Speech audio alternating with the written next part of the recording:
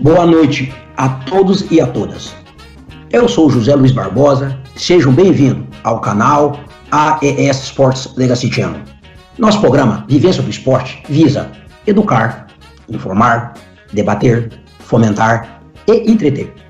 Este programa tem um formato de talk show que fala sobre tópicos atuais e relevantes, como educação, esporte, cultura, política, economia e muito mais. Eu estou sempre acompanhado de um time maravilhoso para me ajudar a conduzir este programa, e são eles: Adriano de Souza, Cristiano Machado, a nossa estreante, uma jornalista da área da comunicação empresarial. Se eu for falar o currículo dela aqui, vamos tomar todo o programa.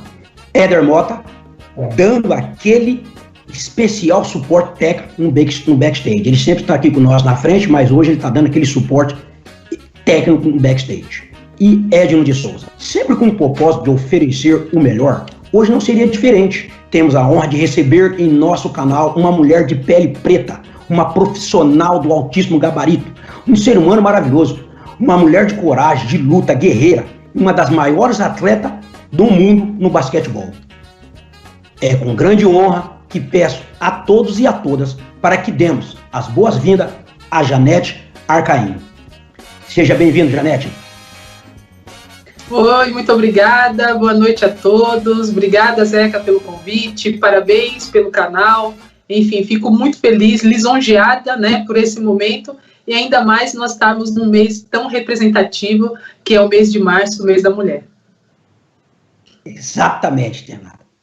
Exatamente, Janete. Antes de iniciarmos, queria relembrar vocês para dar aquela força para nós, né? Inscreva-se no canal, ative o sininho, dê aquele like, que é muito importante, e compartilhe em suas redes sociais, convidando seus amigos, porque ainda dá tempo de assistirem este magnífico programa. Mais uma vez, Janete, boa noite novamente, tudo bem? É uma satisfação ter você aqui, muito obrigado por você aceitar o nosso convite, né? E gostaria de dizer o seguinte: eu quero que você fique à vontade aqui conosco. Por favor, fale aquilo que você pensa, que você acha, na maior tranquilidade, porque aqui a gente não tem pegadinha, é uma coisa educativa, informativa para a nossa audiência. Então você está falando para o Brasil e para algumas partes do mundo também. Então isso é muito importante, porque o objetivo do programa é educar. Então seja bem-vinda aqui e fica muito à vontade. E sendo assim, né, para iniciar o programa, eu vou dar as boas-vindas à nossa estreante, Cristiano Machado, para que ela, no mês da mulher, contemple você e já iniciando o nosso programa com a primeira pergunta. Vai lá, Janete. Cristiano, desculpa. Janete, boa noite, seja muito bem-vinda, muito obrigada pela participação. Para a gente começar o nosso bate-papo, eu gostaria de alinhar duas informações que a gente foi fazer a pesquisa sobre você e ficamos com uma dúvida. Então, no seu histórico, alguns lugares diziam que você nasceu em São Paulo, outros em Carapicuíba. Onde você nasceu, Janete? Assim, na verdade, eu nasci em São Paulo, mas fui registrada em Carapicuíba.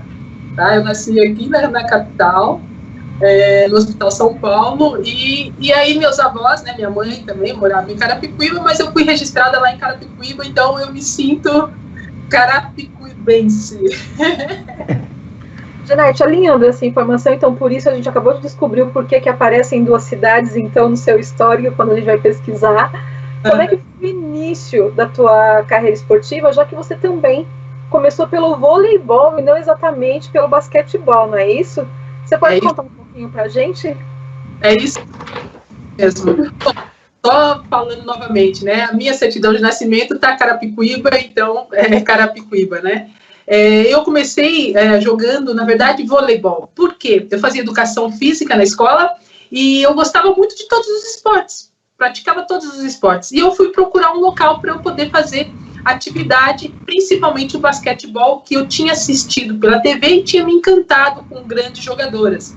E aí eu pensei, poxa, quero fazer esse esporte, quero basquete. Fui procurar no Corinthians, que eu morava, já tinha lá meus 13, 14 anos, né? 13 anos, na verdade. Fui procurar a modalidade, não tinha. E aí o professor falou assim, Janete, joga voleibol. Aí eu falei, tá bom, né? Queria fazer esporte. Comecei com voleibol, mas aí terminou o campeonato, eu encerrei ali falando para ele que eu queria realmente era jogar basquetebol, porque era essa modalidade que me encantava, que me desafiava, e foi aí que eu comecei depois em Catanduva, no interior de São Paulo, com 13 anos de idade, fui para lá para jogar basquetebol. Uau! Que história legal. Adriano, é com você aí, vai.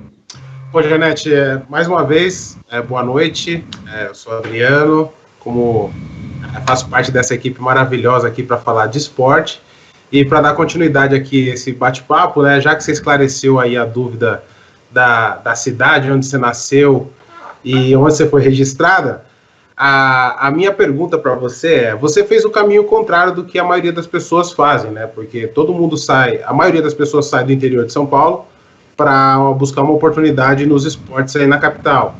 E você fez o contrário, você saiu de São Paulo e foi para o interior. Eu gostaria de saber o que te levou para Catanduva, o que te levou para o interior de São Paulo, o que te fez procurar fazer o caminho contrário para poder jogar basquete? Então, Adriano, é porque a minha professora de educação física conhecia o técnico lá do time Higienópolis, que era o Ferreto e a Vilma. Então, eles tinham, né, muito bate-papos e tal, e aí, por isso que ela acabou me levando para lá, onde eu fiz um teste e acabei passando no teste, né? Aliás, eu lembrando hoje, eu acho que eu passei naquele teste porque eu gostava muito do basquetebol, porque as meninas ali já jogavam, eu só fazia educação física na escola. Mas o grande diferencial para que eu permanecesse e passasse mesmo, foi que toda vez após as atividades, eu ficava treinando. Eu ficava fazendo exercício, ficava fazendo arremesso, ficava fazendo habilidade, agilidade, fazia tudo, né? O que eu tinha aprendido em atividades individuais durante o treinamento. Então, eu corri atrás do prejuízo. E aí, logo em seguida, 3 meses depois, eu já estava participando de uma final de Campeonato Paulista, eu já estava sendo eleita a melhor jogadora da categoria Mirim. Então, esse sacrifício valeu muito a pena, né? Mas foi por um empurrão aí da minha professora de educação física. E aí, depois, com o tempo, né, que eu fui conhecendo as equipes, eu percebi que tinha um outro lugar que tinha categoria de base, que era em Santo André, onde eu moro hoje. Mas nas outras cidades aqui da capital não tinham, né? São Caetano talvez tinha uma outra equipe, mas o interior de São Paulo, ele era o forte no basquetebol. E ela conhecia esse técnico e por isso que eu fui para lá. Entendi. E assim, só uma curiosidade, por exemplo, você comentou que quando você chegou, você já tinha uma idade, as meninas já jogavam, né? E você disse que você fazia um trabalho extra sempre depois das atividades, né? Isso. É uma coisa muito comum nos Estados Unidos, né? Você fazer esse extra work, né? Esse trabalho após a atividade. Isso foi alguma coisa que alguém te aconselhou a fazer ou era uma coisa tua? Porque você chegou e percebeu, falou, eu preciso aprender, porque aqui já existe algumas garotas que já jogam e eu preciso mais ou menos me nivelar ao nível delas. Então eu preciso fazer esse trabalho extra. Foi isso que aconteceu? Ou foi alguém que chegou e falou, não, você vai ter que treinar à parte, vai ter que fazer um trabalho diferenciado? Não, foi eu mesma que quis, que vi, que senti que eu precisava me dedicar mais, ficar mais tempo dentro de quadra, repetindo as atividades, para que eu pudesse chegar no mesmo nível que as meninas. E aí é claro que toda essa dedicação, ela teve um resultado muito rápido, né? Então eu gostava muito de ficar dentro da quadra, e eu estudava à noite. Então eu ficava de manhã e à tarde, só parava para almoçar. Esperava um pouco a digestão, 2 horinhas ali, 3 horinhas, e voltava de novo para a quadra. Então eu gostava muito de treinar, né? Então isso me desafiava. Cada dia eu colocava, sabe, um desafio novo nos meus treinamentos. Mas foi eu mesmo que quis, porque eu não queria ficar para trás. Isso explica. Qual é a sua idade aí? Por favor, sua idade. Quantos anos você tinha nesse período aí? Qual é a sua idade? 13 anos. Tudo aconteceu, Zeca, quando eu tinha 13 anos. Foi logo no começo, né, de fevereiro, que eu fui procurar a equipe de basquetebol. Não tinha idade. Corinthians. Aí, nesse mesmo ano, em 83, isso. Nesse mesmo ano, no meio do ano, eu fiquei lá só no Corinthians uns 5, 6 meses, mais ou menos, no máximo foi. E aí, terminou o campeonato de voleibol, foi aí que a minha professora, de tanto encher o saco dela, ficar falando, ela me levou para Catanduva. E aí eu comecei em agosto, em Catanduva, e em novembro eu já estava disputando a final do Campeonato Paulista e estava sendo eleita a melhor jogadora.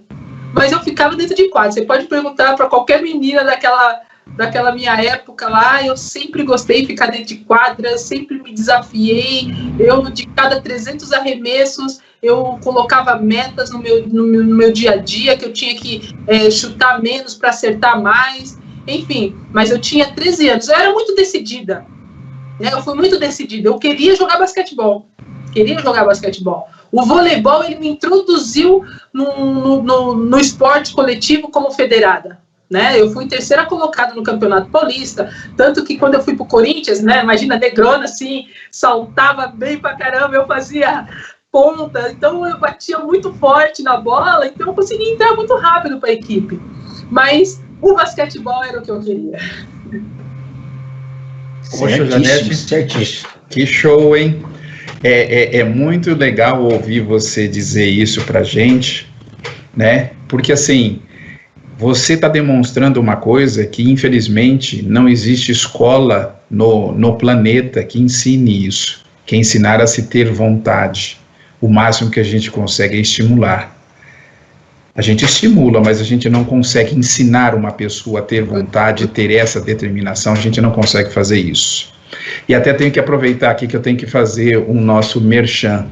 Por conta de toda essa vontade, para que você tenha um pouco mais de energia, você precisa conectar-se com a VMAX Suplemento, porque se você estiver precisando de um pouquinho mais de energia, ela é quem vai te suprir isso, ela é quem vai te oferecer esse extra que de repente esteja faltando no teu dia a dia, às vezes você está meio macambuzo, então você consegue isso.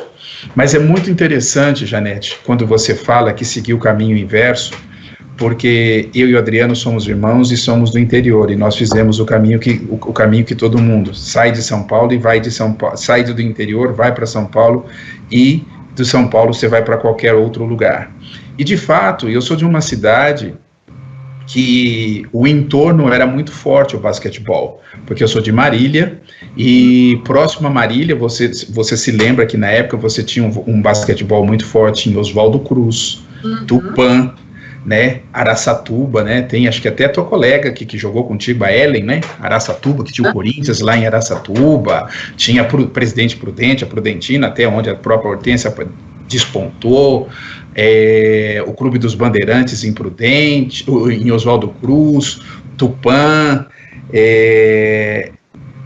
mas uma coisa fica aqui de curiosidade. A gente já soube um pouquinho do teu início, como você contou, essa motivação nata que você carrega consigo, mas onde foi o ponto-chave que virou assim? Você falou assim, ó, esse é o esporte que vai abrir as portas, que vai mudar a minha vida.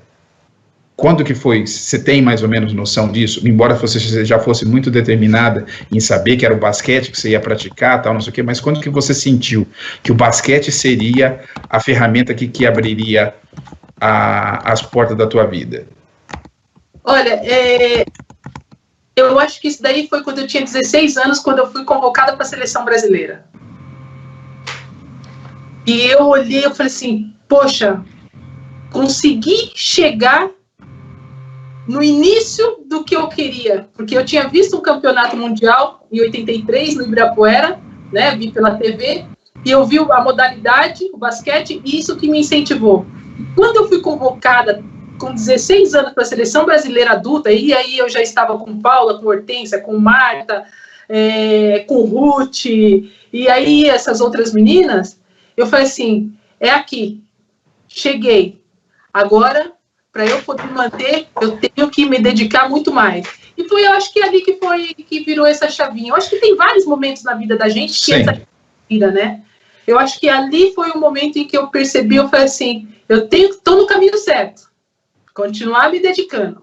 Olha, eu tenho que te dizer uma coisa. Você despertou uma curiosidade fantástica aqui, porque está me trazendo memória, porque na época, por exemplo, a gente tinha lá a Pirelli, que talvez era a maior força do interior, né? Próximo a São Paulo, interior, próximo a São Paulo.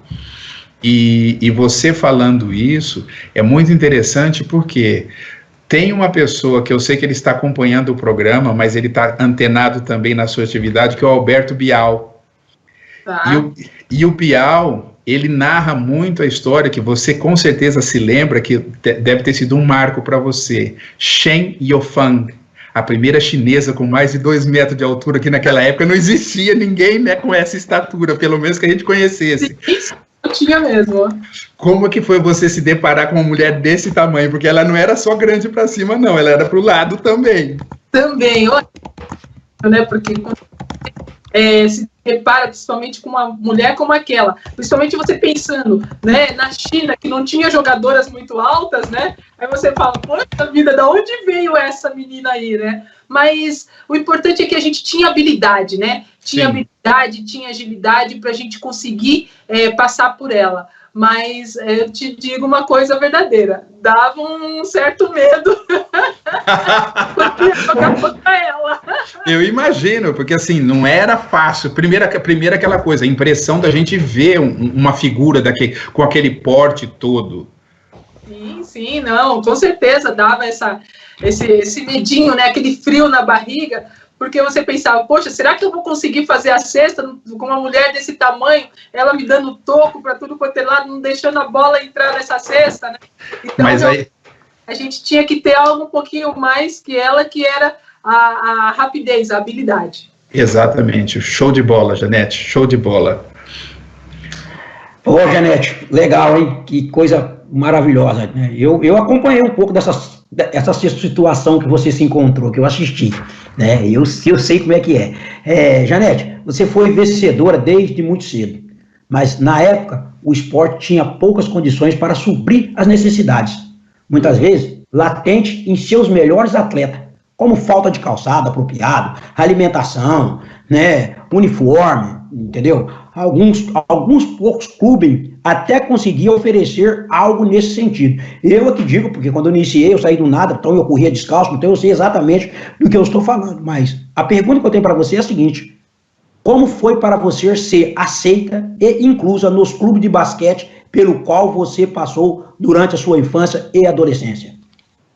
Bom, olha, na verdade, no início, né, claro que as coisas boas, depois que a gente tem resultados positivos ao longo da carreira, ela reflete muito mais, né? É muito mais emocionante a gente falar. Mas, como você citou, nada é muito fácil, né? Foi muito fácil nessa trajetória. Como nós falamos desde o início, eu venho de Carapicuíba, né? Uma cidade periférica aqui ao redor de São Paulo, né? Então, a gente tinha que batalhar muito para buscar algo melhor, né? E o basquetebol me proporcionou isso. Ou seja, eu acho que o esporte em si, sabe, Zeca? Ele me proporcionou isso. Porque eu sempre comentei que se eu não fizesse basquetebol, um esporte que eu faria seria atletismo. Que eu acho lindo, é maravilhoso, eu acho lindo. Acho lindo e pronto. Então, é outro esporte que eu faria, né? E aí depois viria futebol, porque eu gosto também de futebol, mas seriam esses 3 esportes aí realmente que eu praticaria. E eu tive, assim, eu acho que todos nós temos uma certa dificuldade para poder chegar onde a gente quer, né? E quando você chega num clube, em um clube que já é formado, um clube que já tem jogadoras, que já tem resultados, você tem que batalhar muito mais pelo que você quer, né? Você tem que estar muito mais concentrada, você tem que buscar se superar cada vez mais.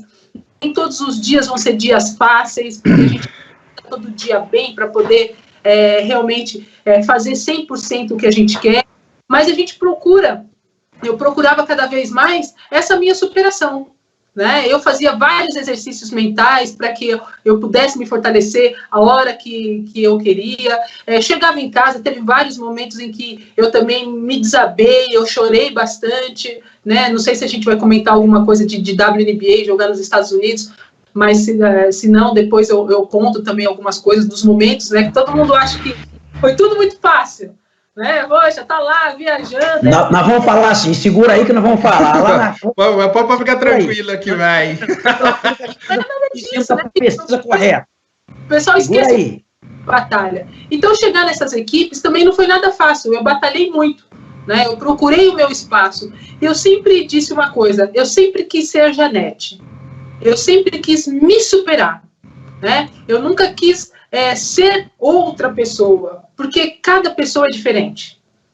Então, se eu ficasse olhando para o umbigo do outro, eu esqueceria do meu. Então, eu tinha que olhar para mim. Então, se eu fazia 5 quilômetros em 20 minutos, não é porque a minha amiga fazia em 18 que eu iria fazer em 18, né?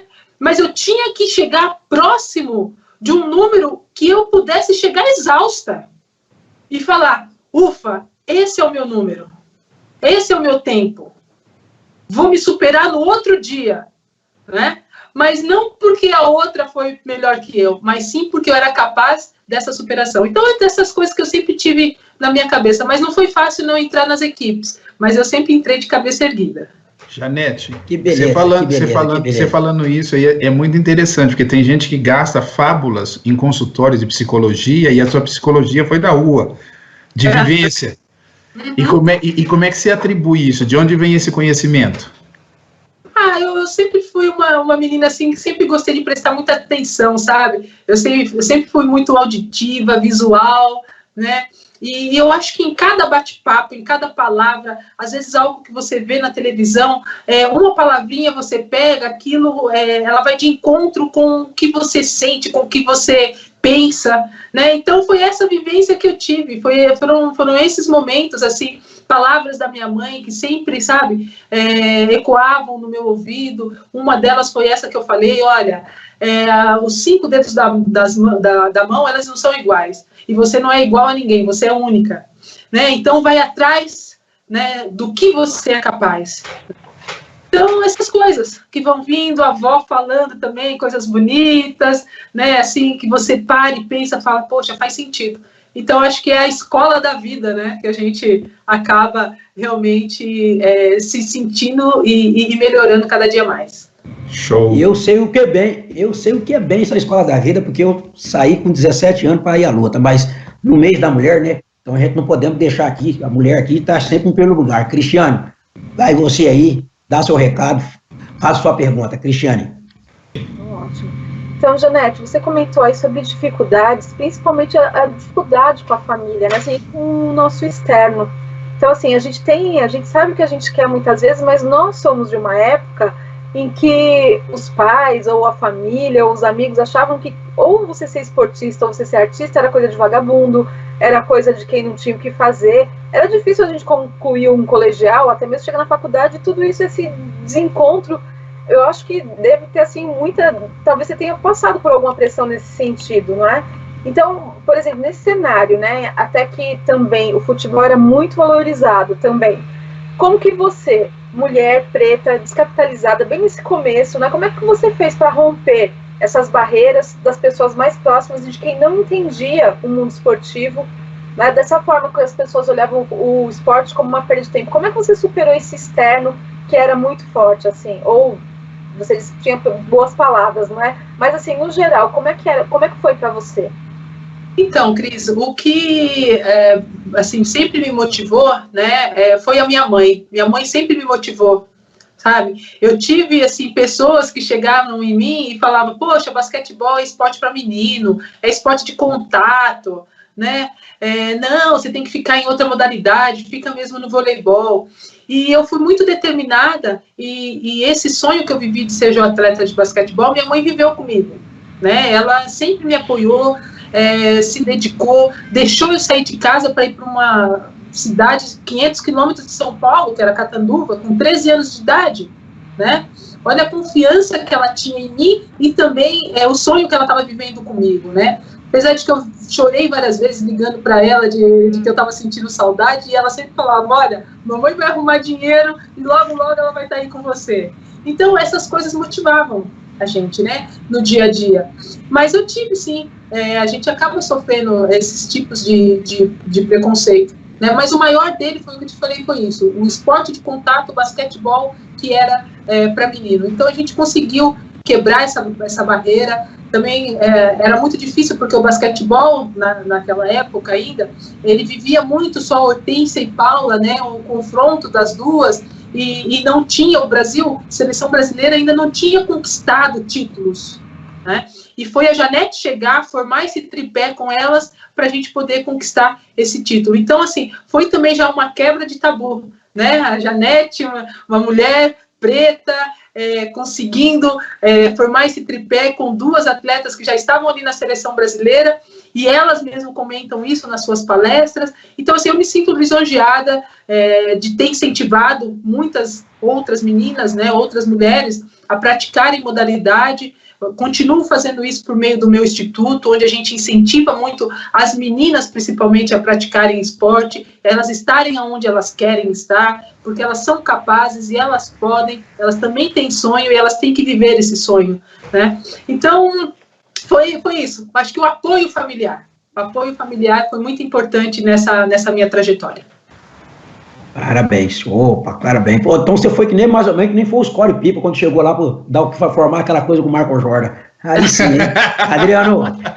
Adriano, é com você, meu amigo. Antes de fazer a minha pergunta aqui, não, é só para complementar esse negócio que ela falou, né, do apoio, né? Mas você vê a fala dela, ela falando assim, existia um preconceito muito grande em relação a esporte de contato, esporte agressivo, né? E, na verdade, é falta de informação, né? Eu acho que se as pessoas conhecessem um pouco mais sobre o esporte, talvez você conseguiria romper essas barreiras. Mas vamos lá, Janete. A pergunta aqui é assim, os professores de educação física, tanto quanto os treinadores, eles têm uma função muito importante na nossa formação, tanto positiva como negativa. A gente sabe que, dependendo da mão do professor que a gente cair, a gente pode ter uma experiência muito bacana em nível esportivo ou até de uma modalidade esportiva, como você pode ter uma frustração aí, uma experiência negativa. Você passou pela mão de Maria Helena, Antônio Carlos Barbosa, Edson Ferreto, e eu queria saber quanto esses treinadores influenciaram na tua formação e até que ponto eles influenciaram na tua carreira. Todos eles tiveram um momento, assim, muito marcante na minha carreira, né? Começando aí com o Ferreto e com a Vilma, que eram técnicos de Catanduva, quando eu fui para lá, então que me ajudaram muito nessa minha formação, nesse meu alicerce, né?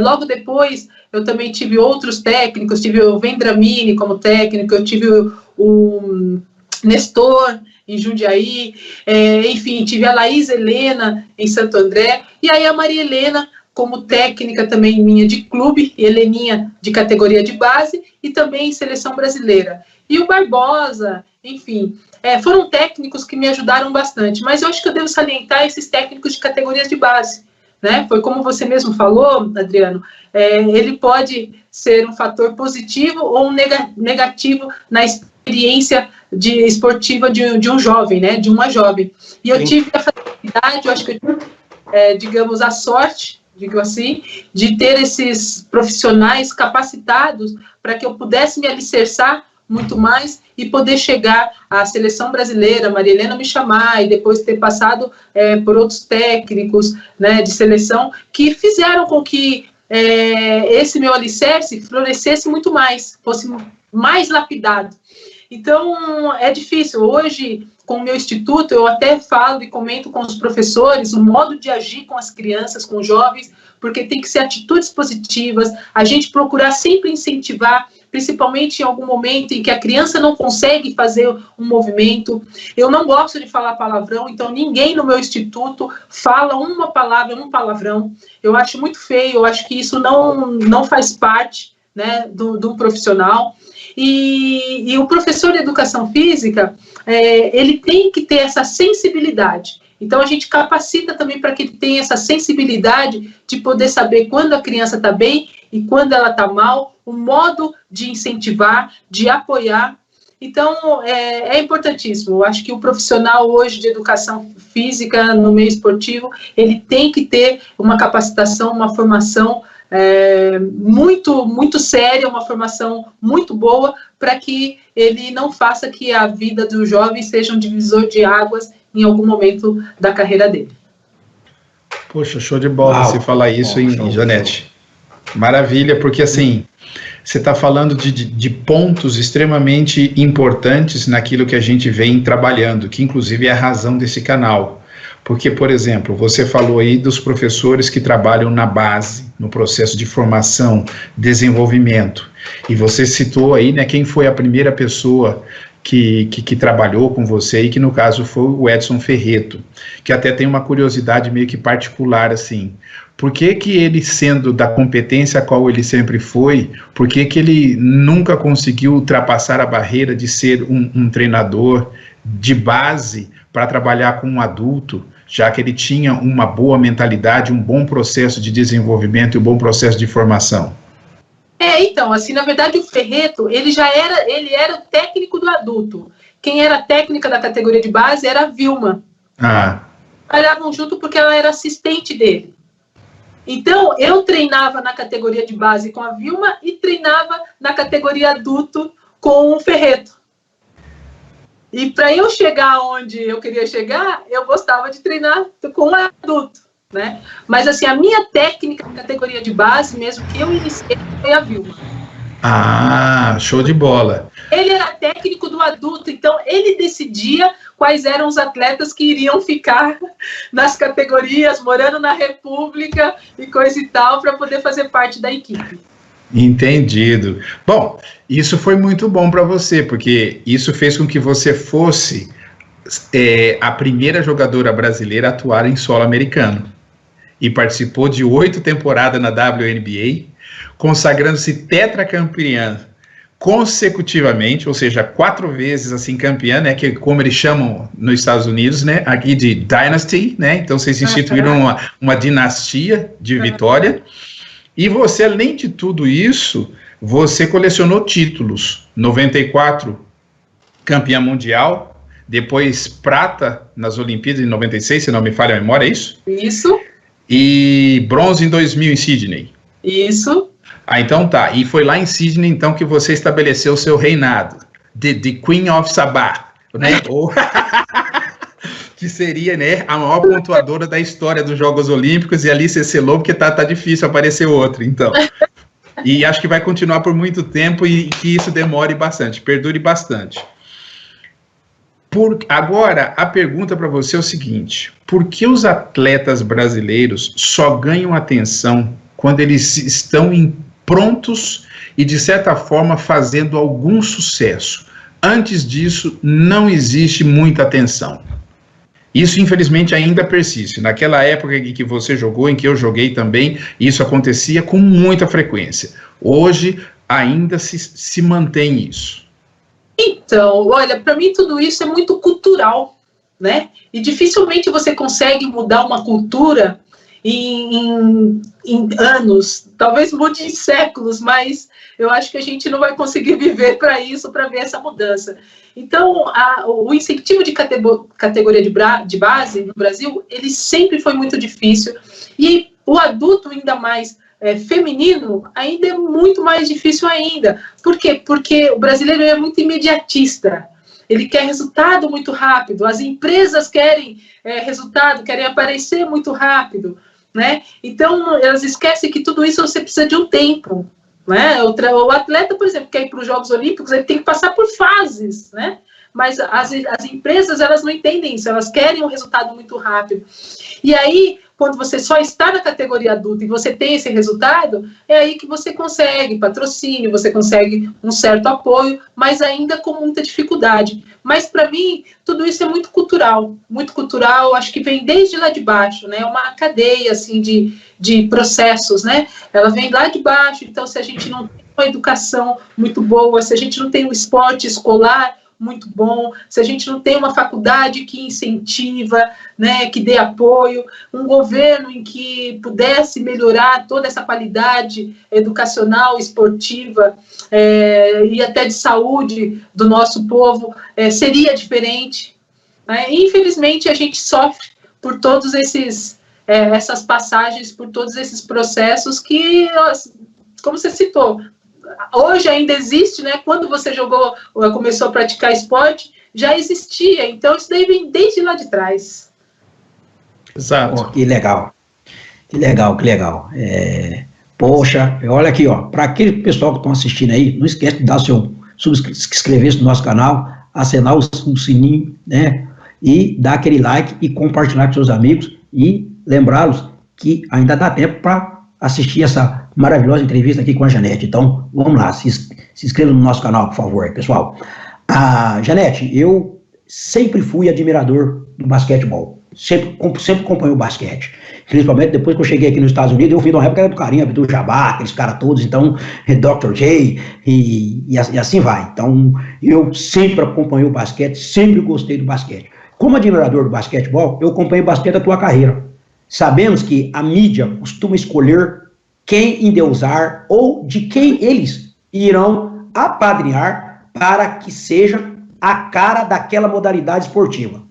Você sendo uma jogadora de basquete, mais vitoriosa da história do basquetebol brasileiro. A pergunta que eu tenho para você é a seguinte: por que você não tem espaço devido dentro da modalidade esportiva e até mesmo na mídia? Eu acho que são alguns fatores, né? Um deles é o que a gente já sabe, né? Que a gente fala muito por a Janete ser mulher, ser negra, né? Ser preta, enfim, eu acho que esse é um dos fatores, sabe, Zeca? Mas é algo que, assim, na verdade, nunca me incomodou, né? Até mesmo por quê? Porque, assim, eu sempre me dediquei, sempre fiz 100% o que eu queria, os resultados que eu pretendia para a minha carreira, eu consegui alcançar, né? Então, acho que, primeiramente, antes de eu satisfazer um outro, eu tenho que me satisfazer, eu tenho que me sentir realizada comigo, né? Para eu poder realizar alguém, né, que está ao meu redor. Então, esse é o primeiro ponto. Então, eu nunca me importei com isso de falarem, é só Hortência, é Paula, né? Tanto que em Sydney 2000, como a gente citou quase agora, Sydney 2000 só estava a Janete lá, de jogadora mais experiente. E a imprensa me cobrava, será que a Janete será capaz de conseguir manter o Brasil entre as melhores seleções do mundo? Será que ela tem essa competência? Né? Eu acho que não era só pelo esporte, pelos resultados e pelo que vinha acontecendo, porque eu já havia demonstrado isso. Janete, você falando isso, lembra uma coisa muito interessante que, inclusive, o Lewis Johnson, que esteve aqui conosco também, ele ressaltou isso dentro do nosso contexto, que é o seguinte: em Sydney você estava sendo cobrada, isso eu posso te garantir que não sabia, infelizmente, mas sabia do que acontecia do outro lado do mundo, lá na Austrália, porque a primeira aborígene a ganhar uma medalha de ouro, que é a Cat Freeman, que a gente estava também tratando, ela infelizmente não pôde participar, que senão ela estaria aqui conosco, ela sofria a mesma pressão lá na Austrália, por ser mulher, aborígene, dentro da própria Austrália. Olha aí, ó, duas histórias semelhantes em quase dois extremos do planeta, ainda que no hemisfério sul. É verdade. E no mesmo ano. E no mesmo ano, né? Para você ver isso. Então, e a gente conseguiu mostrar com um trabalho de equipe, enfim, eu tive um trabalho que eu fiz, eu acho que em um outro momento a gente pode até comentar, senão acaba ficando até muito longa as minhas respostas, mas que eu consegui reunir a equipe, consegui reunir as meninas como capitã da equipe, para mostrar para elas que o trabalho que a gente tinha feito poderia dar resultado. E eu até brincava com elas que falava assim, olha, a imprensa, se o Brasil ganhar, o pessoal vai chegar e falar assim, nossa, a Janete conseguiu manter o Brasil entre as melhores seleções do mundo. Se o Brasil perder, a Janete não conseguiu manter a melhor seleção do mundo, o Brasil na melhor seleção do mundo, entre os melhores, como estavam na FIBA, entre os 3, 4 melhores. Então, meninas, ficar livre para porque sendo positivo ou negativo, a culpa vai ser da Janete. Eu tive esse peso nas minhas costas. E eu consegui dividir com elas, tanto que o resultado foi uma medalha de bronze. E se você pegar a equipe naquele momento, né, em termos de experiência, tinha ali eu, né, a Marta que estava, aí veio as meninas mais novas que estavam ali da idade, a Alessandra, a Ellen, a Leila, a Cíntia, né, são meninas novas, né, que em nomes não tem hoje aquela expressão que a gente teve lá atrás, mas são meninas que foram fundamentais para o resultado acontecer. Então, esse preconceito, a gente acaba sentindo, a gente tem no dia a dia, de você entrar numa loja, se você não estiver bem vestida, você é olhada de cima a baixo, como se fosse alguém que só estava ali para olhar, para saquear alguma coisa, né? Então, isso existe sim, né? A gente não pode fechar os olhos para essas coisas, mas a gente também tem que ser realista, que se nós somos a maioria, né, da população, a gente também tem que fazer algo positivo para que esses jovens que estão aí, eles tenham conhecimento, que eles tenham estudo, né, que eles sejam capazes e que eles tenham oportunidade. Acho que é isso que às vezes falta. Oportunidade. E aí é indiferente da classe social, da raça, enfim. Janete, desculpa. Você acha que isso é uma característica da imprensa brasileira ou é uma característica do povo brasileiro de ter a necessidade de sempre escolher um atleta para jogar uma responsabilidade? No futebol, por exemplo, atual, a gente tem o Neymar. Durante muito tempo, o Guga ficou sendo o tenista que tinha essa responsabilidade. Na tua geração, você teve Paula e Hortência, depois ficou só você. Você acha que isso é uma característica da imprensa? Ou existe essa necessidade de o povo escolher uma pessoa para poder falar, bom, a gente vai depositar todas as nossas fichas nessa pessoa? Isso aconteceu na geração do Zeca, com ele, com o Joaquim, ou até pela falta de ter outros atletas também para poder dar uma diversificada? Não, eu acho que duas coisas, né? Uma delas é realmente você ter um atleta que seja um espelho motivador para outras pessoas. Então, a imprensa, eu vou falar dos outros esportes sem ser o futebol, porque eu acho que o futebol envolve outras coisas, aí, principalmente financeira, que às vezes a gente não sabe muito, mas tem isso envolvido. Mas falando dos outros esportes, eu acho que a imprensa, assim, às vezes ela é maldosa, mas às vezes ela é bondosa também, porque eu acho que é o papel dela também cobrar, né? E ela quer também, em algum momento, fazer com que aquele atleta ele seja um espelho, para que o Brasil tenha uma referência em algumas modalidades. Então, às vezes, eles procuram, sim, essa referência. E aí também vai do atleta o quanto que ele está preparado emocionalmente para que ele possa receber aquilo não só como um desafio, não só como cobrança, mas também como algo positivo para ele mostrar de que é capaz. Olha aí que beleza. Poxa, você está dando muita informação. Eu espero que a nossa audiência está adorando, gostando, porque você está indo de encontro com aquilo que a gente quer nesse programa, que é educar, informar, e de forma assim, bem tranquila, vou dizer assim, descontraída, você está dando o seu recado com uma baita perfeição. Cristiane, você que está aí quietinha no seu cantinho, então agora é a vez de você fazer parte aí entrar nessa roda aí, fazer a vez das mulheres. Vamos lá, Cristiane. Pois é. A gente estava conversando, né? Você estava falando da questão cultural, não é? E essa questão mesmo da cultura, de perseguição mesmo, por questão de corpo, uma série de outras coisas. E você, como atleta profissional, você chegou na liga mais competitiva do mundo, né? E a gente sabe que tem as batalhas internas também nos Estados Unidos com relação à discriminação. Então, aí eu queria saber de você, né? Mesmo sendo preta, e o basquete americano tem muitas atletas pretas nas suas ligas, você teve alguma dificuldade para ser aceita? Porque além de preta, você é também latina. Aconteceu alguma coisa nesse sentido?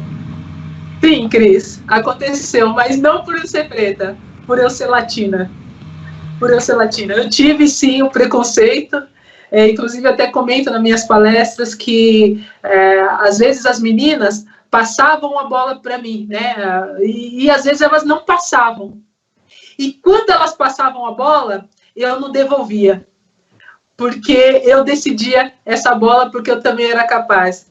Então, assim, eu senti esse preconceito porque eu estava ocupando o lugar de uma americana, né?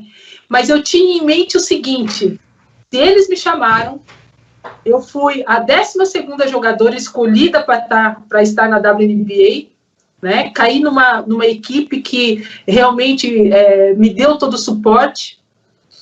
E se eu estava ali, é porque eu também era capaz.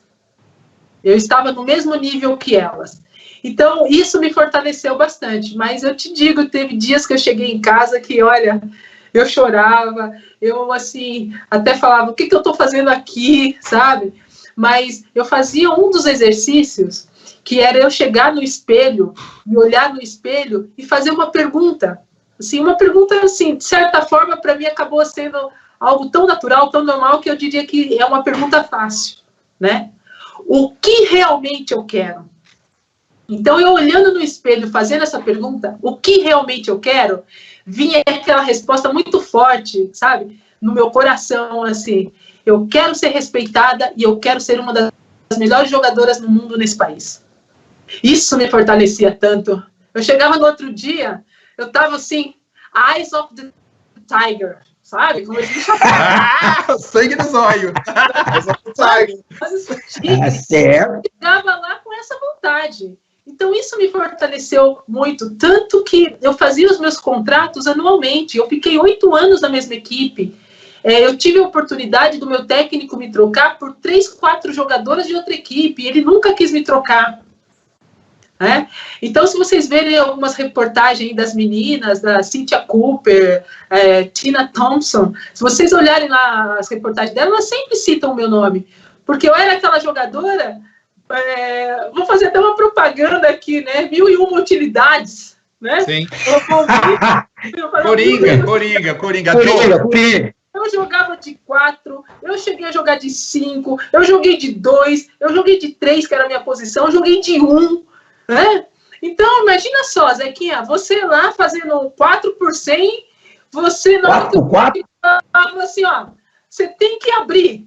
Beleza, tá comigo. Você tem que fazer os próximos 200 metros. Você tá lá, é comigo. Você tem que fazer os 300. Tá lá, é com você. Você tem que fechar a corrida. Você tá lá, é comigo. Então, você fazia de tudo. Então, eu fazia todas as posições. Entendeu? Então, isso me ajudou bastante. E com isso, eu consegui ter muito respeito, né, nos Estados Unidos, todas as jogadoras. No ano 2000, eu fui a 2ª jogadora mais votada da minha conferência para ir para o All-Star Game. Fiquei só atrás da Lisa Leslie. Ou Uau! A Tina, Uau! Não. Uau! a mais votada. Uau! Galera, não é fácil, não. E você falou aí uma coisa interessante, né? Por exemplo, todo mundo, de certa forma, conheceu a Lisa Leslie, mas você jogou contra, se não me falha a memória, a primeira mulher de verdade, a que deu a primeira dunk, ainda que não oficial, foi no Brasil a Débora Lee, que jogava na Minercal. E pouca gente conhece isso. Hoje a Lisa Leslie, mas você sabe do que eu estou falando, porque a gente viveu na época e tinha esse negócio. E esse negócio, assim, é fenomenal. E tem mais uma coisa. O que você está falando aí, infelizmente, é um episódio triste, que sabe quem reclamava dessa questão? O Tony Tornado.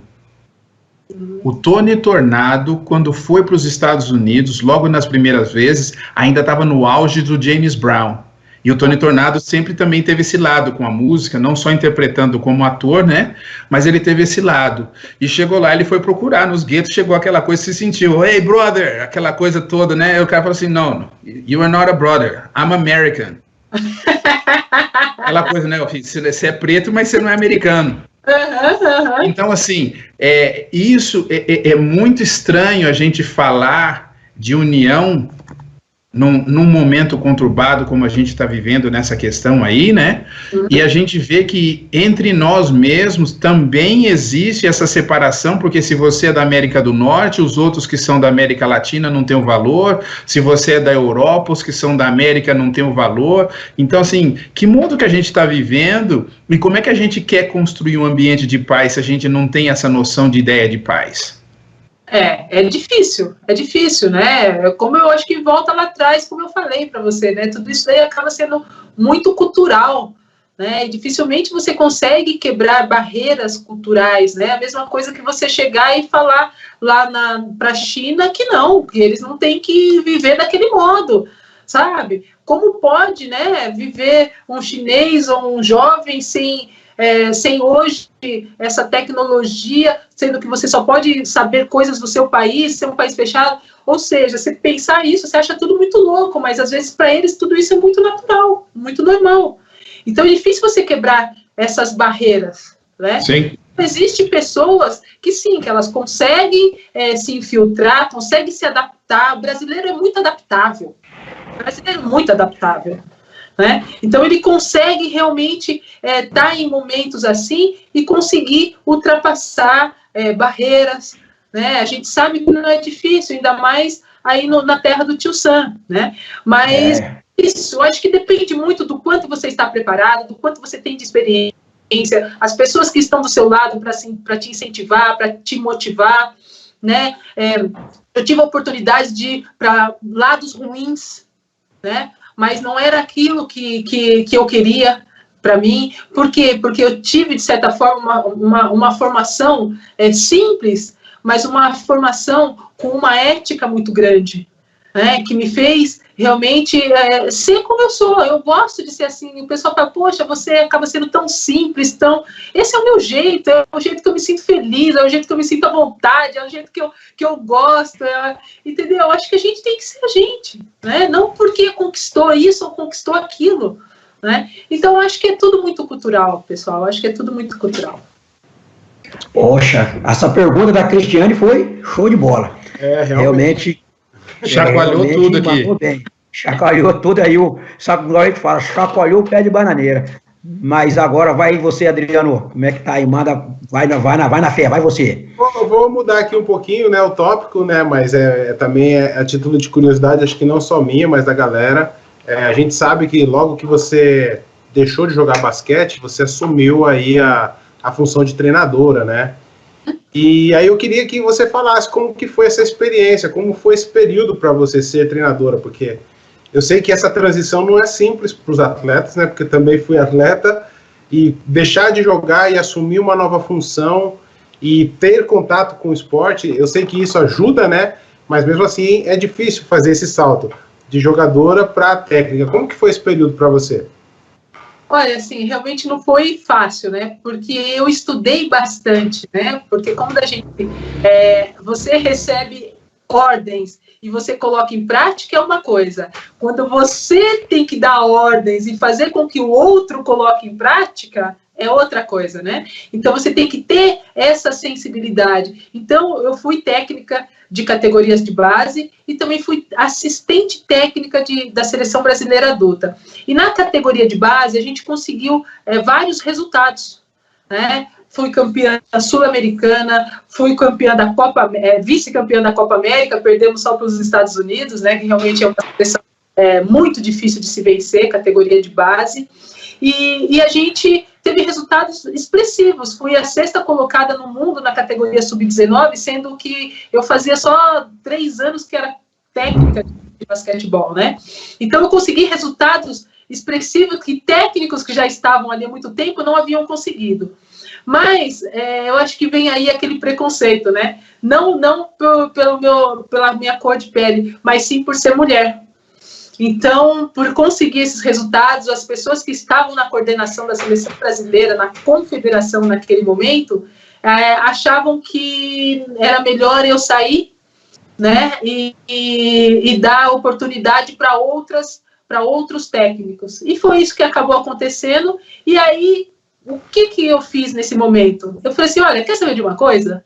eu vou aproveitar, então, a minha vida, vou continuar com o meu instituto, apoiando as crianças, dando oportunidade para que jovens sonhem, cresçam e queiram ser também como Janete, e se não for, que eles levem o esporte como uma ferramenta de desenvolvimento humano, e vou seguir a minha vida, não quero mais ser técnica. Então, eu perdi aquele gosto,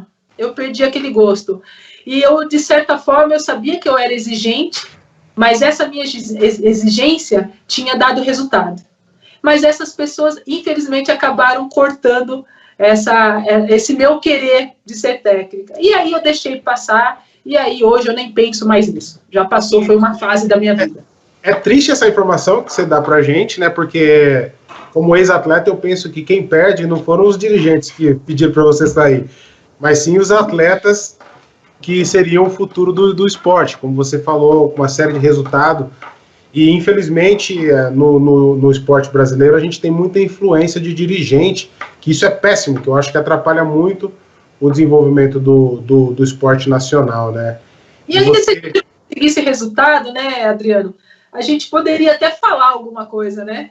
Mas tinha resultado, né? A intenção era trabalhar ali para que essas meninas chegassem a uma seleção brasileira adulta já com um certo conhecimento do basquetebol.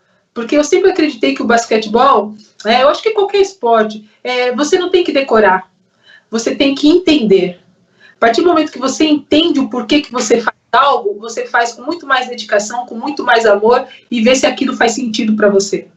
Isso que você falou nos remete a pensar uma coisa que a gente sempre, nós aqui acabamos sempre discutindo entre a gente, mas a gente acaba discutindo com outras pessoas, que nem sempre o melhor capacitado está ocupando a melhor posição, né? E isso é uma coisa que atrapalha muito a evolução, porque existe essa politicagem, existe esse jogo de interesses, que não é o esporte, que deveria ser o esporte, mas acaba não sendo o esporte, e infelizmente acaba prejudicando aí a evolução, talvez a trajetória e até o desenvolvimento da modalidade, né?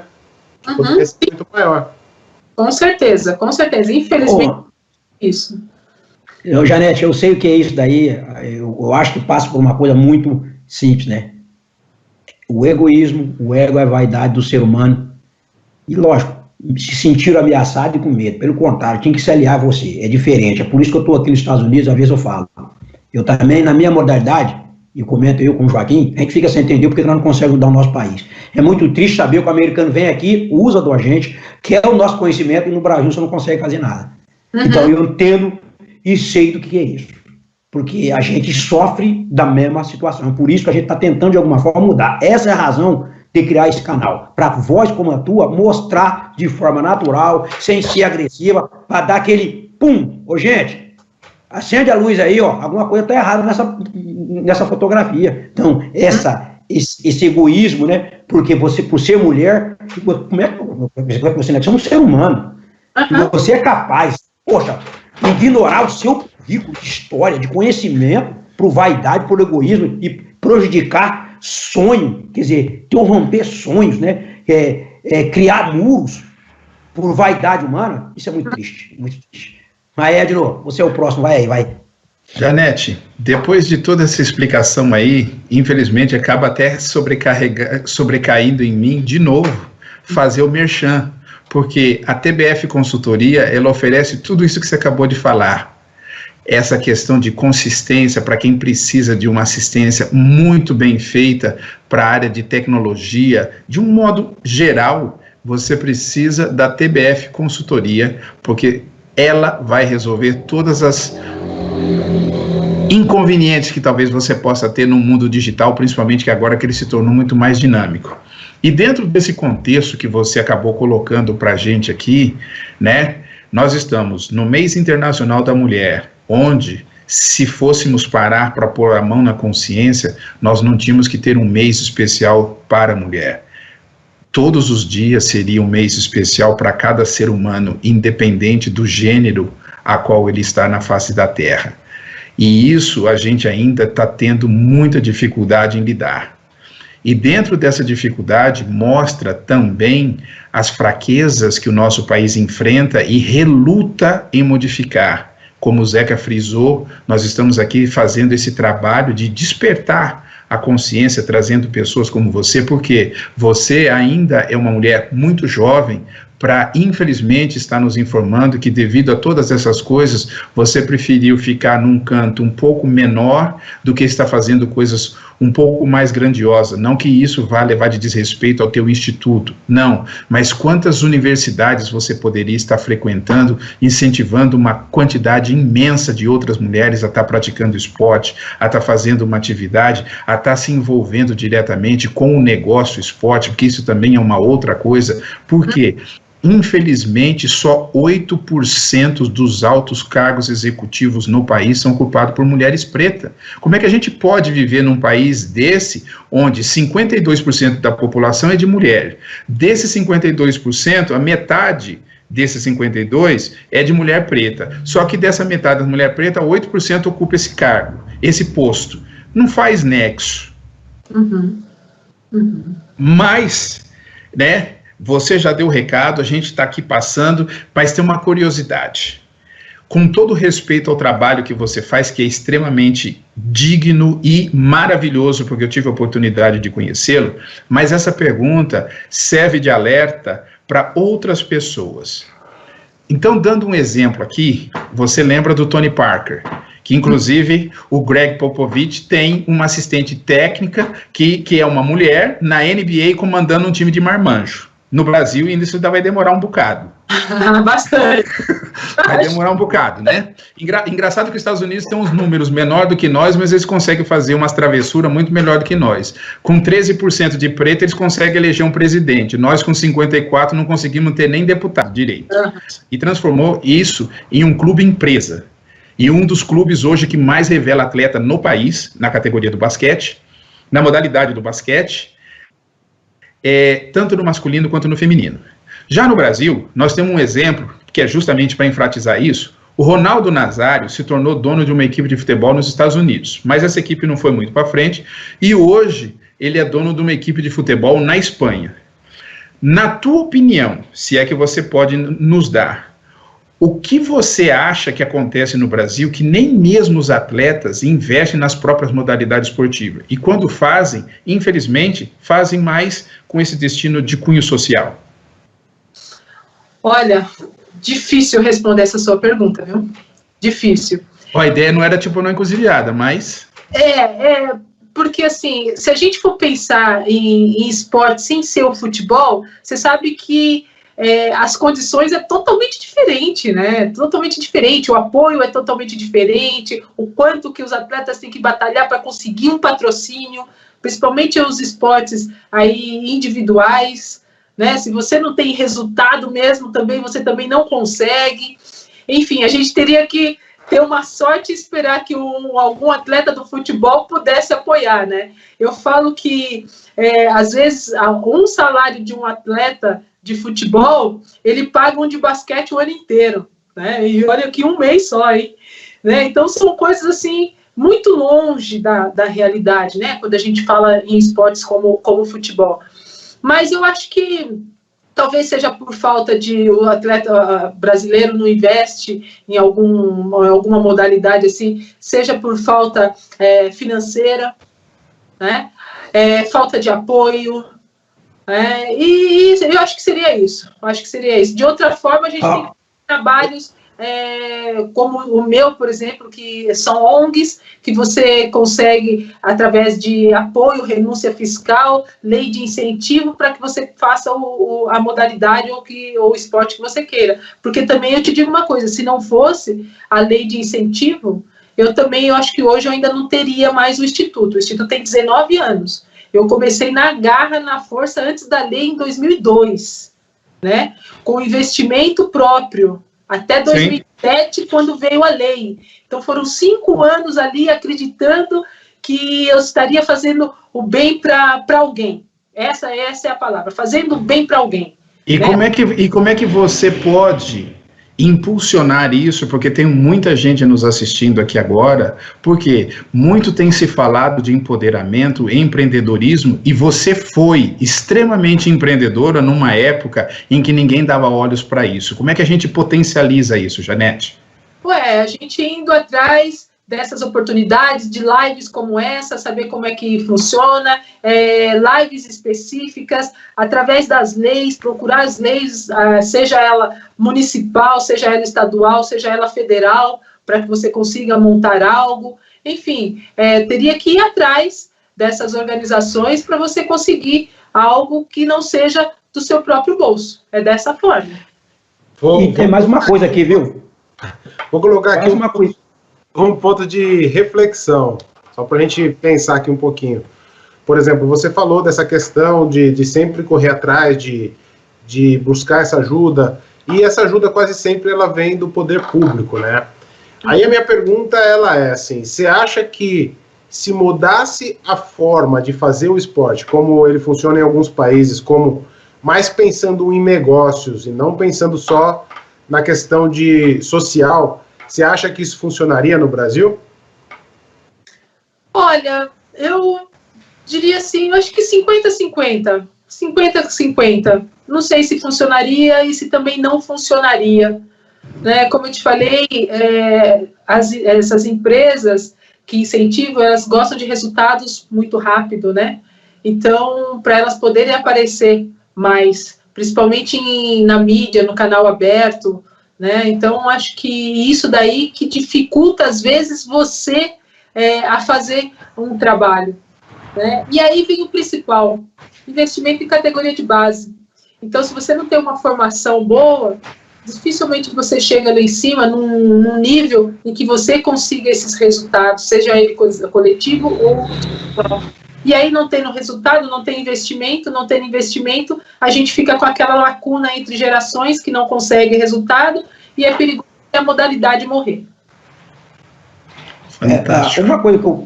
Uma coisa que é muito importante aí, que você falou, eu acho que tem que ter, é que muito também dos atletas, no seu caso, Janete, você se capacitou, você estudou, você foi buscar, você fez curso. Isso para muitos atletas, pensam na modalidade, faz o esporte, e depois ele não faz isso, ele não capacita, não vai buscar, não faz cursos, não procura se aprimorar, para poder ter essa visão e através desse conhecimento, né, que ele adquiriu, poder dar essa sequência, né? Então, por isso que às vezes tem muitos atletas que têm até dificuldade após a carreira fazer essa transição, porque não se capacitou, não tem condição, muitos ficam na dificuldade. Isso é um fator muito importante a gente citar aqui.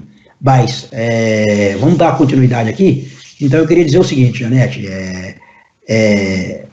você teve uma experiência brilhante na WNBA, né? E você se familiarizou bastante com o modelo norte-americano, onde a educação e esporte caminham lado a lado. Aqui, aproveitando para fazer duas perguntas a você. A primeira pergunta é a seguinte, mas responder uma de cada vez. Você acredita que este modelo funcionaria no Brasil, caso houvesse interesse político para que isso acontecesse? Sim, eu respondo prontamente. Eu acho que funcionaria muito bem, como eu falei, o brasileiro é muito adaptável, o brasileiro ele é muito talentoso, e eu acho que funcionaria bem, e nós poderíamos ser uma potência. Tá, então a segunda pergunta é a seguinte, somos um país de mais de 200 milhões de habitantes. Por que a indústria do esporte não existe no Brasil? É falta de conhecimento ou precisa mudar a estrutura esportiva do país?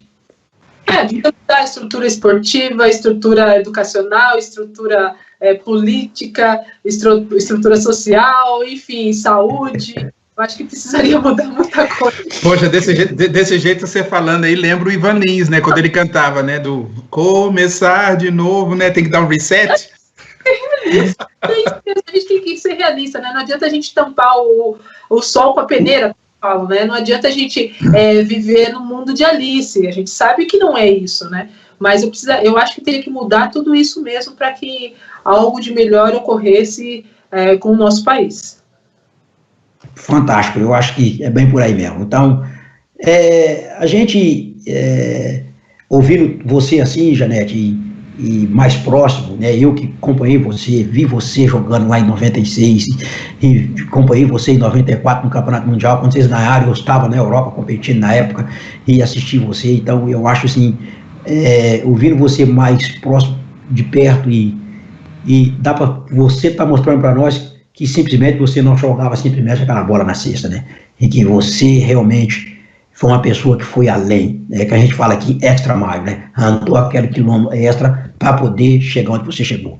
Então, dando continuidade aí, eu sempre gosto de dar um toque na Cristiane, porque a Cristiane, ela veio aqui para enfeitar, né, a cereja do nosso bolo aqui, porque nós de 4 negrão desse aqui, pô, tinha que ter alguém, né, especial, e a mulher dá aquele equilíbrio, aquele balanço. Então, com você, Cristiane, dá aquela balanceada para nós aí, vai aí. Janete, você e os nossos apresentadores, vocês conheceram, né, essa questão da estrutura educacional, cultural e esportiva nos Estados Unidos, né? Só que aí o que acontece? A gente tem aqui uma visão de que parece que falta gente capacitada nos lugares importantes. Você tem essa mesma opinião? Você acha que está faltando gente com uma capacitação diferente em alguns lugares que sejam mais estratégicos? Sim, eu acredito que sim. Eu acho que tudo isso vem, como eu falei, acaba ficando uma lacuna entre gerações, né? Se a gente for lembrar os nossos técnicos anteriormente, os nossos professores, né? O quanto que eles nos ensinavam, o quanto de sabedoria que eles tinham, e se você for passar para agora, você vê que é totalmente diferente isso. Então, eu vejo que fica uma lacuna entre gerações, né? Independente de qual ramo de atividade seja ele. Então, essa lacuna, ela leva um tempo para que realmente ela seja reposta, para que possam surgir novas pessoas, novos talentos, para que as pessoas possam se espelhar, para que as pessoas possam ter mais sabedoria e, sim, conseguir ensinar, né, com muito mais amor, com muito mais empenho, com muito mais dedicação, o próximo. Então, acho que essa lacuna aí é algo que a gente não pode deixar acontecer. E isso aí vem desde o incentivo, desde lá de trás. Eu acho que a gente fala que no Brasil, normalmente, né, existem pessoas em funções diferentes, funções importantes, não tendo captado pela posição errada, né? Sempre inverno. O que é certo é errado, o que é errado é certo no Brasil. É uma coisa que não dá para entender, mas deixamos quieto aí. Então vamos lá, né? E eu acho que temos que dar continuidade. Adriano, vai você, o que você tem para dizer para nós aí? Tem mais alguma coisa para falar para a Janete? Opa, claro que tem. Sempre tem uma questãozinha aqui, né, para falar com ela, né? Ela falou aí, antes de eu entrar no assunto, ela falou de algumas lacunas, né? E eu vou citar o exemplo da Olimpíada, né? A gente fez o maior evento do planeta e até hoje a gente não conseguiu fazer o esporte crescer ou andar. Eu acho que a gente está no meio dessa lacuna, né? Mas vamos lá. Janete, no Brasil a gente tem uma divisão gritante no esporte em nível nacional. A educação não entende o esporte ainda como, nem o esporte nem a cultura, como uma ferramenta de educação.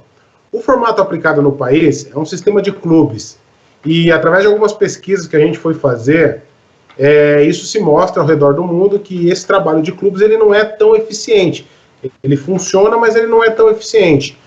Como o esporte é dividido, hoje temos um formato em que o esporte profissional depende muito do poder público, em ordem de 98%, através das estatais. Aí a gente vê no futebol, natação, algumas outras modalidades que dependem das empresas públicas através de patrocínios e até das Forças Armadas, nos programas de bolsas de atletas.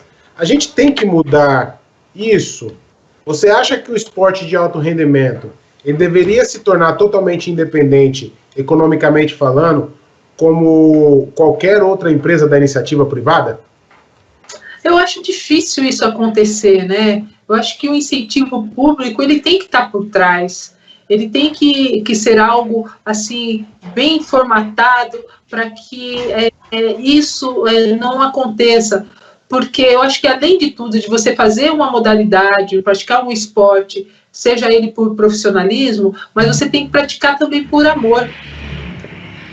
Isso daí, quando você leva só para o lado financeiro, quando você leva só para o lado empresarial, eu acho que isso acaba se perdendo um pouco. Né? Até mesmo porque esses jovens eles só vão pensar nisso, né? nesses resultados financeiros. Tanto que a gente hoje, se você vai contratar um jovem, ele quer saber quanto que ele vai ganhar. Ele não quer saber nem o que ele pode evoluir, o que ele pode aprender. Primeiro, ele quer saber o quanto que ele vai ganhar. Então, eu acho que isso daí é complicado, né? é complicado, eu acho difícil. Eu acho que tem que estar unido, eu acho que tem que ser junto. Eu acho que tem que ter um apoio dos dois, seja a iniciativa pública, seja a iniciativa privada. Isso mesmo, por exemplo, a gente entende que o poder público, com certeza, ele tem que ajudar 100% na questão da educação.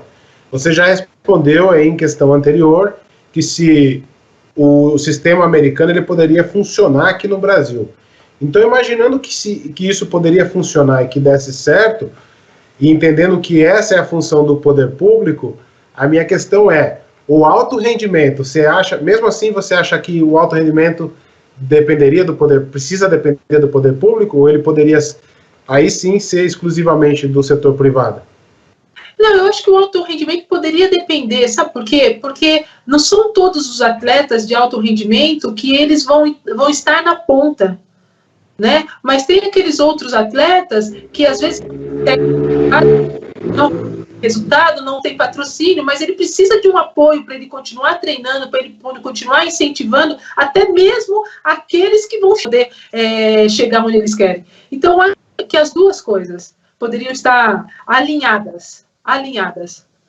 Bacana.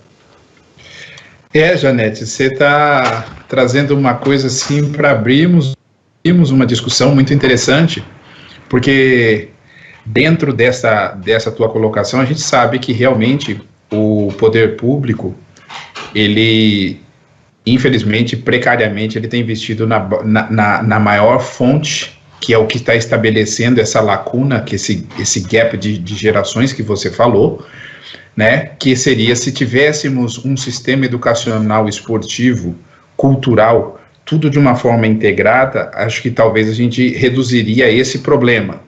Sim. De ter essa lacuna, né, de estar se chegando no alto rendimento, porque existe uma força que está ali se retroalimentando a todo instante. Até ia pedir uma gentileza a você, se você encamparia conosco uma hashtag esporte e cultura na educação. Legal, com certeza. Para que a gente pudesse estar emplacando isso e começar a despertar mais gente para esse propósito de que a gente precisa ter aí um núcleo chamado educação que vai trazer e vai fomentar isso, porque aí essa questão de um nível superior a gente vai discutindo, porque a gente sabe também que nem todo mundo vai ter aquele lugar do superstar, mas você pode ser acolhido de outras formas também dentro do mercado profissional, né? Então, assim, do setor acadêmico. Claro. Mas, aqui, a minha pergunta é, hoje, inaugurando o Mês Internacional da Mulher, cujo você foi peça fundamental para que isso ocorresse, de acordo com o levantamento do grupo Mulheres do Brasil, apenas 17% das mulheres brasileiras praticam esporte. Olha que nós falamos, 50% da população é de mulheres. 52. 52. E só 17 pratica algum tipo de esporte, seja ele o que for. Não entramos em modalidades, não entramos em nada disso, porque se a gente for dividir esse negócio aí, parece que o número vai sumindo, vai decrescendo ainda mais. Sendo você uma mulher esportista que enfrentou todas as dificuldades, preconceitos, seja ele dos mais próximos, seja ele externos, quanto que você acha que isso mudou atualmente, principalmente nessa questão, como você frisou lá atrás, de você jogar o basquete, isso é coisa de menino, porque é esporte de contato, tal, esse tipo de coisa, e na tua opinião, o que deveria ser feito para que as mulheres ocupem mais lugares no esporte? Bom, eu acho que, principalmente aí essa última pergunta, eu acho que seria oportunidades, né, porque a gente vê e enfrenta esses números que você falou, são números mesmo reais, que a gente vê e sente, principalmente os jovens, falando do meu instituto, onde a gente vê menos menina praticando a modalidade, porque chega uma certa idade, essa menina ela tem que cuidar do irmão, ela tem que ficar em casa, ela tem que ajudar a mãe, e ela é obrigada a não fazer o esporte, a não praticar o esporte. Então, isso é ruim. Então, a gente tenta, de uma certa forma, mudar, fazendo com que as pessoas vejam que a criança ela tem que ser criança, que ela tem que ter oportunidade de praticar um esporte, uma modalidade, independente se ela vai ser atleta de alto rendimento, se ela vai ter dom para aquilo que ela vai fazer, mas ela tem que desenvolver esse lado motor dela, esse lado, de certa forma, intelectual, porque o esporte também ajuda muito nisso, para que ela trace, né, um futuro que, de repente, ela não teve oportunidade, porque foi vetado isso dela. Então, assim, a menina, ela precisa ser incentivada. A gente precisa fazer com que as mulheres sejam um espelho positivo para que essas meninas se empoderem e pratiquem alguma modalidade. Eu vejo muito essa dificuldade aqui no Instituto, né? Justamente porque essa é a idade que chega das meninas e, infelizmente, elas acabam saindo do esporte, e a gente procurar trabalhar isso nelas, na família, onde quer que esteja, para que esteja mudado um pouco, que a gente melhore esses números. Não vamos falar que nós vamos melhorar 100%, tá? Que a gente melhore esses números. Sim, até porque, assim, além desse aspecto, né, que de um compromisso, que é uma atividade que infelizmente também é motivo de pesquisa, né, de que as mulheres assumem uma atividade doméstica não remunerada, né, então no caso você está vendo aí a filha deixar de fazer uma série de coisas, e que isso movimentaria trilhões de dólares na economia, a gente tem ciência disso. Existe algum outro fator externo que a gente possa chamar de distração, como essas questões aí do entretenimento, o passeio, a modinha, o baile, que também contribui para que ela comece a ficar mais distante do esporte, ao invés de ter um objetivo traçado? Não, o esporte vai ser a vitrine que vai poder mudar a minha vida? Eu acho que existe, assim, a falta do role model, né, sabe? Sim. Aquela mulher modelo para que ela possa se espelhar, seja empresária, seja atleta, seja mãe, né? Alguém que ela possa se espelhar e falar assim, poxa vida, que legal, eu também sou capaz de alcançar isso e conseguir isso. Eu acho que falta esse espelho. Sim. Espelho. Ela. Ou seja, pode ser, sei lá, uma atriz, uma cantora, enfim, independente do ramo de atividade. Eu acho que faltam essas pessoas, esses espelhos positivos para que ela possa olhar e falar assim, poxa, eu também sou capaz, eu também consigo. Eu acho que é isso que falta. Maravilha. Legal. Pô, eu vejo gerentes, né? Eu conheço algumas gerentes de banco que são mulheres, que eu falo, poxa, que bacana, lindo. Gerente de empresas, assim, multinacionais, que eu falo, poxa, é isso daí, né? Que a gente precisa trazer essas mulheres para que outras conheçam e vejam, poxa, olha, também sou capaz de chegar. Eu acho que é isso que falta. Beleza. Ô, Janete, é até triste, né? A gente olhar um número desse, uma estatística dessa, 17% das mulheres brasileiras praticar esporte, e eu estou aqui nos Estados Unidos, sou técnico, estou aqui, e aqui é o inverso, né? Existe tudo que você falou, esse grande incentivo por trás. Eu acho que o carro-chefe ainda é a educação, né? Então, acho que o grande problema também, eu acho que está no MEC. O MEC precisa ver o esporte, a educação, a cultura estão juntos. E são ferramenta e são instrumento de transformação humana. Sim. E aí? E o MEC é que tem um acesso nessa formação lá embaixo, naquela criancinha que é a primeira vez que saiu lá, para dar esse norte. Mas você vê um MEC muito distante, porque se faz uma política diferente. Quem estão gerindo dentro do MEC, a política brasileira do MEC é um pouco diferente. Parece que não atua como no resto do mundo, mas tudo bem. Não é o meu caso aqui, mas tudo bem. Como a gente acabou de dizer, né, somente 17% das mulheres brasileiras praticam o esporte. Como você acha que o esporte influencia a vida da mulher? Influencia coisas muito positivas, eu vejo, né?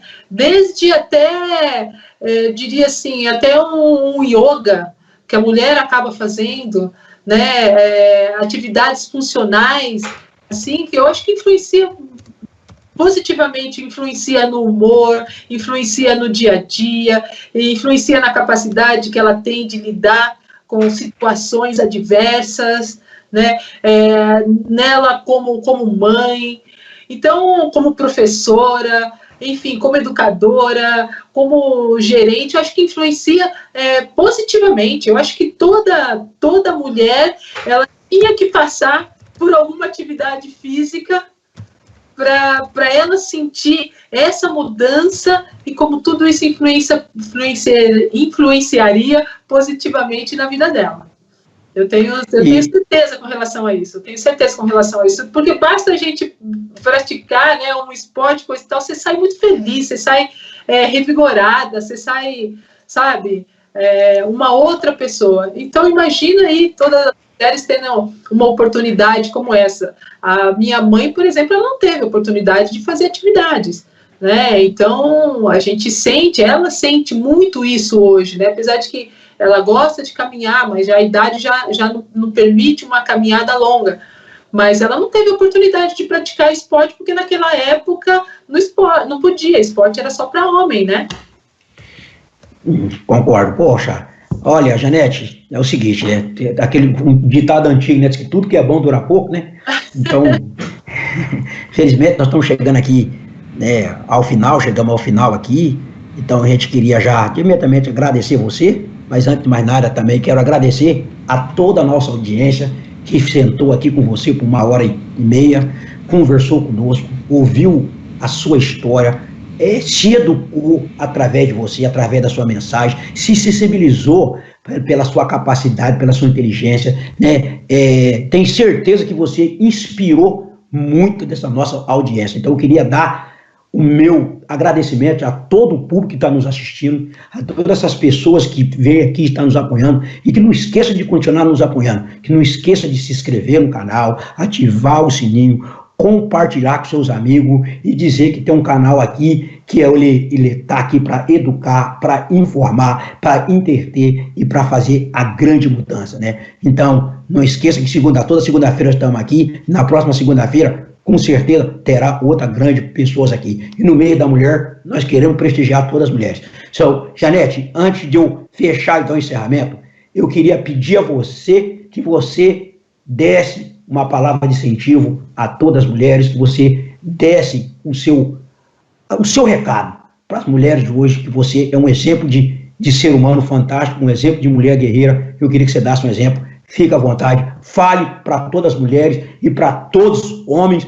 do planeta que estão se assistindo nesse momento.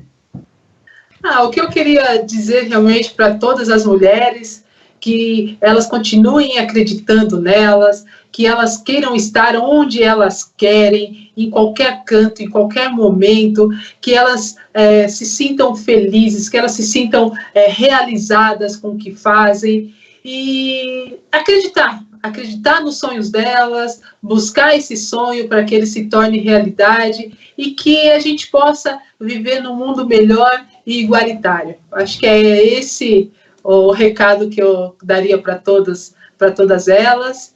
E obrigada novamente, Zeca, em seu nome, eu mando um beijo a todos aí que estão me entrevistando, enfim, o pessoal que está assistindo, a Cris, um super beijo aí, legal conversar com você também, e dizer que foi uma honra participar, assim, ser, né, a primeira entrevista no mês da mulher, e desejar boa sorte aí para o canal de vocês, e é isso aí, é informação que a gente precisa. É isso aí, pessoal. O pessoal da equipe aí pode dar seu recado, dar um abraço para você aí, deixar eles aí falar, porque senão já viu. Aí.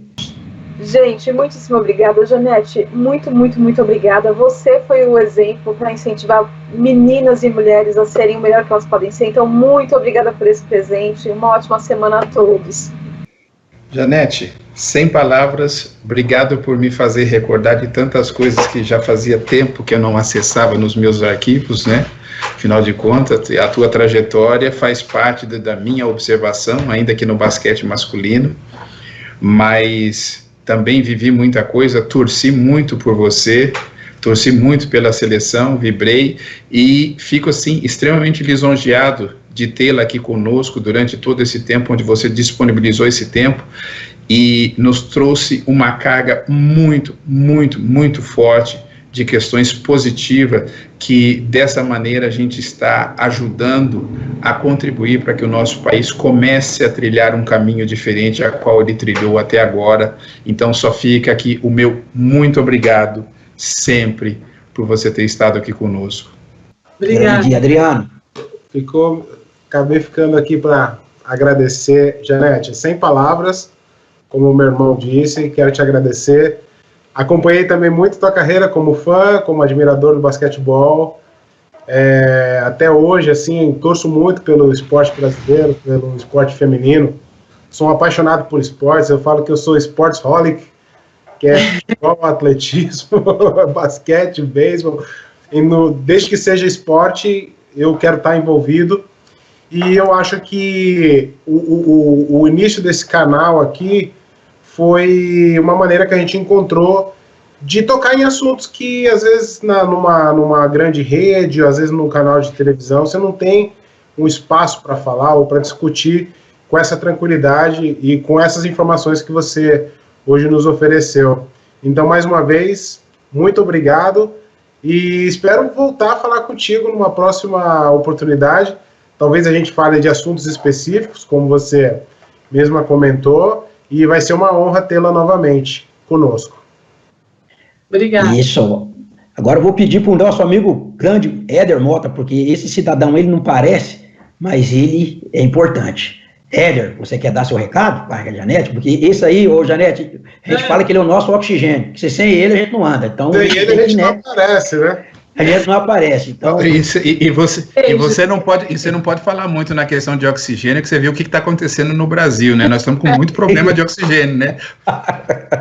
Janete, muito obrigado mais uma vez, obrigado a toda a nossa audiência.